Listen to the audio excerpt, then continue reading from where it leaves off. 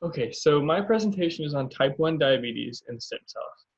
The reason I chose type 1 diabetes is because it's something that's very personal to me. My wife is a type 1 diabetic, and so I figured picking something like this and learning about it and educating others um, is something that I can do for her and for other people who are dealing with this condition. So what is type diabetes? Type 1 diabetes, excuse me. Type 1 diabetes is an autoimmune disease that is characterized by the destruction of pancreatic beta cells. And this destruction leads to absolute insulin deficiency. And so what absolute insulin deficiency means is simply that the pancreas cannot produce the hormone insulin. And because it cannot produce the hormone insulin, it is unable to regulate its blood glucose levels, which can lead to serious complications throughout the body. And the cause of diabetes is difficult to determine. A combination of both genetic factors and environmental factors affect the chance that one will be type 1 diabetic. But this is a difficult disease to truly identify the cause. Type 1 diabetes was also once known as juvenile onset diabetes or juvenile diabetes because most people are diagnosed before the age of 14. Although we know now that you can be diagnosed well into adulthood. For example, my wife was diagnosed at the age of 21. So it's not uncommon, but usually most patients are diagnosed before they turn 14 years old. And so before we really get into the rest of the disease, I want to talk about the pancreatic islets, which is the location of those beta cells that are affected. So because diabetes is an autoimmune disease, what that means is that the body cannot identify the beta cells as its own cells and thus attacks them and destroys them. And so if you look at this photo, you'll see that a normal pancreatic islet, you can see the beta cells, you can see the alpha cells, you can see some of the other cells around the blood vessels. But when you look at the pancreatic islet of a type 1 diabetic, you can see that these beta cells have been destroyed. And so basically these pancreatic islets are the endocrine cells that are found in the pancreas. The pancreas has exocrine and endocrine functions, but these islets are the location where the endocrine portion of the pancreas is performed, and they produce a variety of hormones. The main two that we're going to talk about in reference to type 1 diabetes are alpha cells and beta cells. Alpha cells produce the hormone glucagon, which works antagonistically with the hormone insulin. And beta cells in the pancreatic islet produce insulin.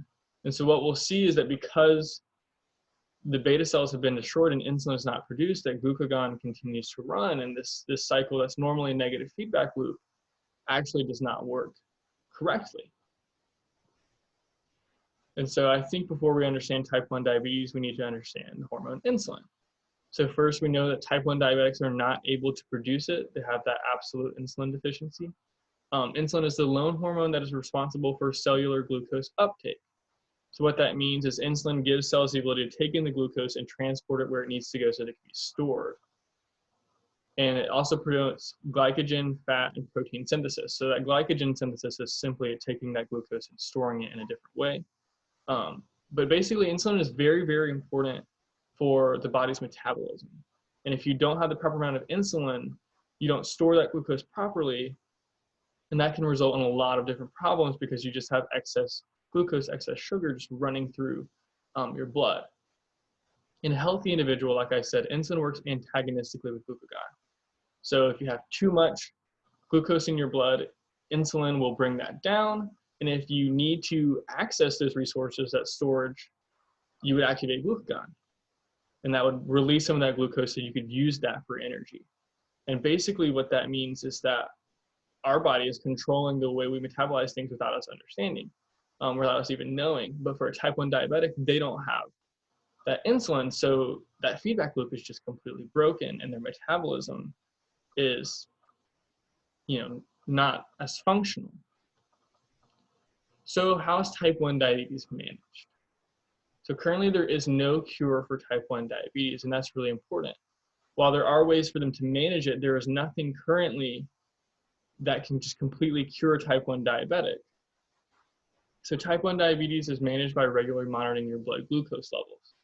And this can look, a variety of ways. It can be done by someone pricking their finger, putting that on a test strip, and then having a machine read what your glucose level is. But for many diabetics, that is a difficult process. You're having to prick your finger multiple times a day, not just once a day or twice a day, but you're having to constantly know where your glucose level is because you need to know if you need insulin, or you need to know where your blood sugar level is at. It can also be done by what's called a constant glucose monitor, or CGM, and that's that upper right photo. This is something that you insert into your skin. It has a little needle and basically is constantly accessing your bloodstream, so it's giving you a better reading, like second to second of what or minute to minute of what your blood glucose level is. And this is important because it gives diabetics a little bit of an advantage to know, okay, this is what my levels are outside of how I feel. However, these are not something that you can just put on yourself and you leave for, months or years. These are something that need to be changed every 7 to 14 days. So even still, you're having to change sites. There's also important parts about scarring where you're having to move it around your body rather than just putting it on the same place. Additionally, diabetes is managed by, most importantly, the fact that diabetics must give themselves regular insulin injections. So this can come in a variety of ways as well. What you see right down there is a variety of insulin that is Humalog. And you have insulin pens where you can take it and basically inject it into yourself. There are also insulin pumps. But none of these are perfect solutions. For example, if you're using an insulin pen, you're having to inject yourself at least 4 times a day. Once for each meal and once for what's called your long-lasting insulin, your long-acting insulin. That kind of sets the base so you always have some amount of insulin in your body. And just kind of for the sake of understanding how many injections this is, if you give yourself an average of 4 a day for an entire year, that amounts to about 1,460 injections, which is quite a lot. And that's honestly kind of shooting low because most of the time you're having to give yourself corrections. If you ate too many carbs, if you took in too much glucose, you might have to correct, you might have to give yourself more insulin than you originally assumed. Also, insulin sensitivity here can be an issue. It's not, type 1 diabetes is not a black and white issue. And what I mean by that is that it's not like, okay, if I consume 10 carbs, then I can take 1 unit of insulin and I'll be fine, right? If it was like that, it'd be a lot more simple, but our bodies are so complex that insulin sensitivity can change. And so basically, things like exercising can change your insulin sensitivity, skipping a meal, even being emotional can change your insulin sensitivity because you're firing so many other hormones, and the way your cells respond may increase insulin sensitivity, so you go low and have low blood sugar, or it can cause you to not take in that insulin and be less effective, thus you're having higher blood sugar, higher blood glucose level. And both of those can be very dangerous. So giving yourself insulin can be quite difficult. And the reason that I'm taking so long to talk about this is because I think it's very important to understand that as of right now, things are not perfect for type 1 diabetics. There is room for a better cure. There's room for a better way to manage type 1 diabetes, and that is where stem cells come in, and we'll get to that in a few minutes. So if you don't manage it well, if you don't understand where your blood glucose level is, and you aren't giving yourself the proper amounts of insulin, there can be very serious complications. So one of those is that you can have a high blood glucose level, which is known as hyperglycemia. And having this elevated level of glucose in your blood can cause severe long-term damage to your body. There are several areas that are affected more so than others. The kidneys are affected. Oftentimes, nephropathy is very, very common in type 1 diabetics because you have more glucose in your blood. Your kidneys are having to work more to filter out your blood. And when they do that, it can cause them to swell. And when they swell, it can ultimately lead to kidney failure or to kidney disease. And so it's not uncommon for a type 1 diabetic to need a kidney transplant if they aren't managing their diabetes well. The eyes are also very commonly affected. Retinopathy is very common in 80% of diabetics that have had type 1 diabetes for over 15 years. They experience some level of retinopathy. And the reason the eyes are affected is because this elevated level of glucose really can affect the nerves. And your nerves in your eyes are very, very sensitive. And so if you've had high blood glucose levels or hypoglycemia for a long time, you can damage those nerves and you can lose your sight. It's not uncommon for type 1 diabetics to lose their sight. And finally, like I said, the nerves, peripheral neuropathy is very common. And so what that means is that specifically in places like your feet and your legs, your appendages, it is not uncommon to lose sensation or to lose feeling. And so many type 1 diabetics that have not managed their diabetes well can end up losing their feet or losing appendages, their toes, their fingers, just because this excess level of glucose can destroy the nerves. Additionally, with hyperglycemia, one has to worry about what's known as diabetic ketoacidosis, which basically means because the glucose is not properly stored, the liver goes and it accesses fat. And it breaks down this fat too quickly and it forms ketones. And these ketones will then make the blood acidic. When they make the blood acidic, it can have a lot of problems. This can lead to a lot of serious complications, what's known as a coma, and then ultimately death if it's not fixed by insulin. Additionally, to hyperglycemia, hypoglycemia or low blood glucose levels can be very dangerous. So this is more of a short-term problem. Hyperglycemia doesn't affect you the same way. It's not something that has to be fixed in a moment, right? It's the long-term damage of that that's very dangerous, but hypoglycemia is very dangerous immediately. You start to go low, you can experience fatigue, dizziness, and it's not uncommon if it's not corrected, if it's not raised up, for a type 1 diabetic to become unconscious. And if someone is not there to raise it, it can certainly result in death for a type 1 diabetic. Additionally, many type 1 diabetics also suffer from additional autoimmune diseases. Autoimmune diseases are often linked, and for type 1 diabetics, it's very common to see issues with the thyroid or issues with other hormones. Hashimoto's or Graves' disease are also the most common additional autoimmune disease. My wife has Hashimoto's as well as type 1 diabetes, so that those are often linked. You also see things like celiac disease to be very common in type 1 diabetics, which is an issue where the body can't process gluten properly. And finally, you also see Addison's disease, or a problem like an adrenal deficiency, because you're not able to produce the proper hormones from your adrenal glands. And so you'll see that oftentimes with these autoimmune disease, when the beta cells are attacked by your own body, you could see the thyroid or the adrenal glands also being attacked, which can lead to more problems outside of diabetes.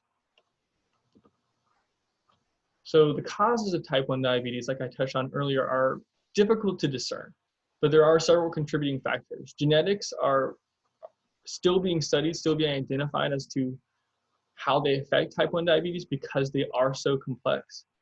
Genes linked to the major histocompatibility complex on chromosome 6 have been identified as very important.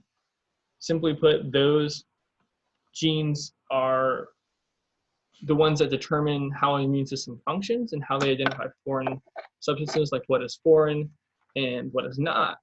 And so if you have an issue with genes on the major histocompatibility complex, you can have problems identifying the difference between foreign proteins and proteins that were made by you, which can lead to autoimmune diseases. There are also several specific genes that have been identified. There's the insulin gene promoter, right? And that's one that makes sense. If the way that insulin is being promoted in the body is not functioning properly, you can have type 1 diabetes. It can lead to insulin deficiency. The T lymphocyte activation receptor, the way that insulin is received, can be affected, and the protein tyrosine phosphatase gene can also be affected. And all of those, if there is a mutation, if there is a problem, can lead to type 1 diabetes, but it's not conclusive, right? It's not that if you have a problem with this, you will certainly be type 1 diabetic, and it's not certainly passed down to the next generation. So it's very, very complex.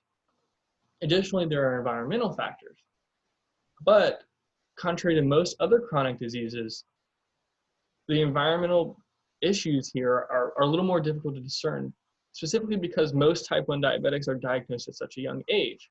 And usually with chronic conditions, we see that as you get older, it increases, or if you've been exposed to certain things, it increases. But with type 1 diabetes, there's just not a lot of time. And so the most common link to environmental factors is exposure to a virus, but that needs a great deal more studying. So finally, we get to stem cells. So stem cells are pluripotent cells that have the ability to differentiate into many different cell types. There are several types of these stem cells. There are embryonic stem cells, which are simply derived from the inner mass of a 3 to 5 day old blastocyst. These maintain pluripotency, which means that they can differentiate into very many different types of cells. These are very advantageous because they have the ability to differentiate into all different kinds of things. And then you have somatic stem cells. And these are a variety of stem cells that are found in specific tissues that have the ability to generate many different cell types. But these are not quite as pluripotent as an embryonic stem cell. These are a little more focused into specific types. You see things like, or you see types of these like hematopoietic stem cells. You see mesenchymal stem cells as a type of somatic stem cell. You also see epithelial stem cells, but each of these are kind of specialized to make blood or to make skin cells or to make things of that nature. So these aren't quite as pluripotent. Then you have what's called induced pluripotent stem cells. And these are adult stem cells that have been reprogrammed to be pluripotent. And so what this means is you take a somatic cell and you introduce it with viral DNA so that it mimics what you would see in an embryonic stem cell. And so what was once not pluripotent has been induced to be pluripotent. And these are very advantageous because these are patient specific, which means that you don't have to be immunosuppressed. Your body cannot tell the difference between an iPSC and your own cells because it came from you. And that's especially advantageous for autoimmune diseases like type 1 diabetes. A big problem that we'll see later on in the trials is that if the immune system is functioning properly, it will destroy the embryonic stem cells or somatic stem cells. But with induced pluripotent stem cells, because it comes from the patient, it doesn't destroy them quite as quickly, which is very, very advantageous. So I looked through a great deal of trials to try and find how stem cells were being used to impact type 1 diabetes. A 2017 trial in Brazil found that hematopoietic stem cell transplantation could be successful in treating type 1 diabetes, but not forever. So what they found is they took 25 subjects, and 21 of these actually achieved what's known as insulin independence, which means they did not have to give themselves insulin injections anymore. They had a functioning pancreas for at least some amount of time. The trial listed a median time of 43 months, which is about 3.5 years, which is an incredible breakthrough. For the 21, the lowest was 6 months and the highest was around 100 months. So there's a great deal of time where these people could achieve insulin independence because these stem cells were properly producing insulin. The 4 that it was unsuccessful on had other issues. 2 of those were given steroids. And if a diabetic is given steroids, their blood sugar will spike and they'll need insulin to correct it. So they were thrown out of the trial so as not to skew the data. And the other 2 subjects that were excluded were already in diabetic ketoacidosis. And so they were facing very serious complications. So they were excluded. But this is a monumental breakthrough because we're seeing diabetics for the first time achieve insulin dependence because of stem cells.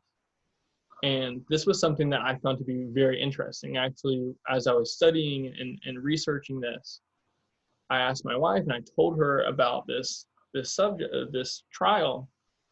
And I asked her if this was something that she would be interesting. And she looked at me and she said, I would do anything for 6 months. I would do anything for a week of insulin independence.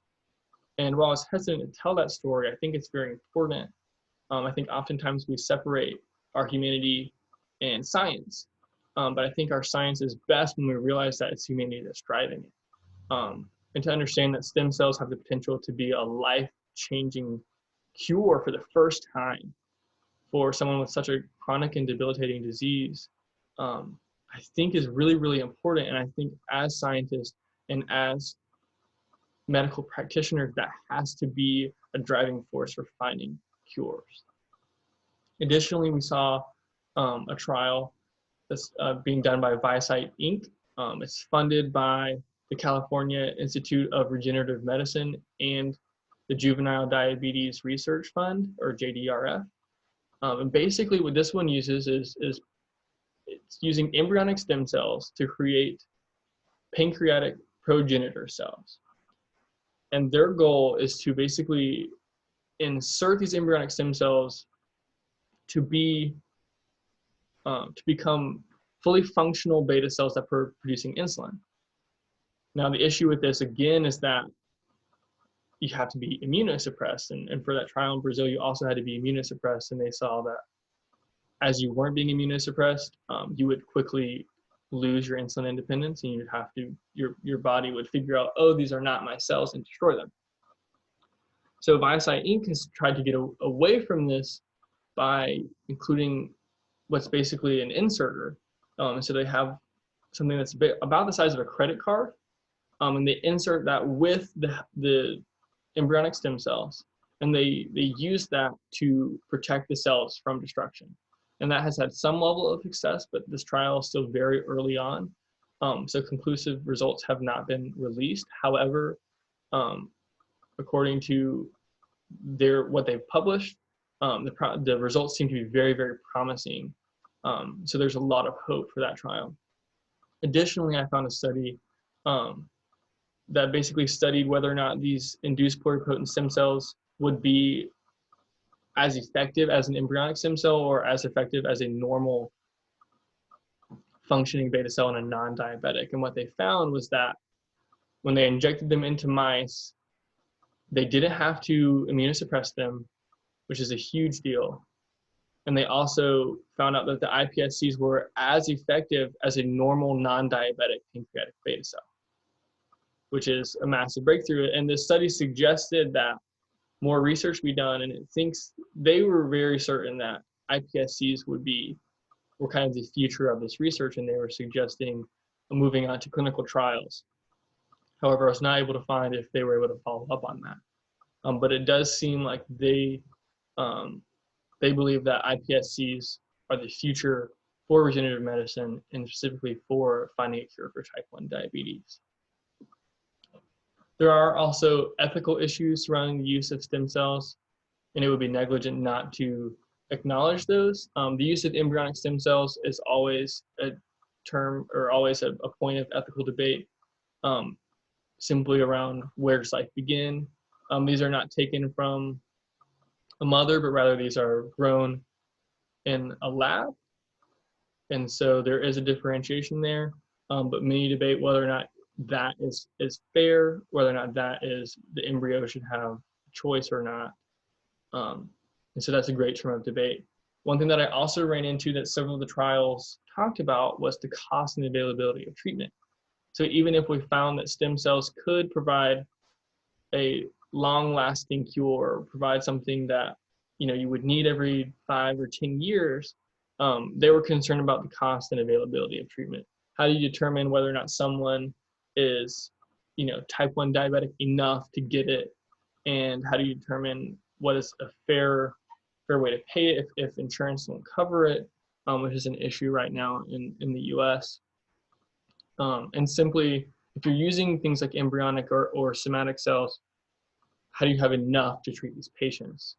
Induced pluripotent cells kind of answer this issue in some ways, simply because they're patient specific. You can take it from the patient themselves. So the availability part of that is taken care of, but the cost is extremely high for those.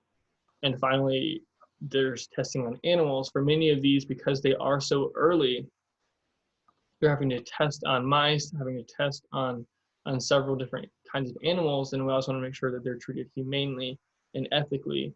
And there is a great debate on whether or not we should be able to use animals at all, although I personally don't see the issue with it. And then finally, there are my references. So that was my presentation on type 1 diabetes and stem cells. And I hope that, we can find a cure, we can find a way to help people who are dealing with this disease because of how brutal it can be physically and emotionally. And I think we're very, very close to finding out that stem cells can be the answer and stem cells can be the future for type 1 diabetics. So thank you.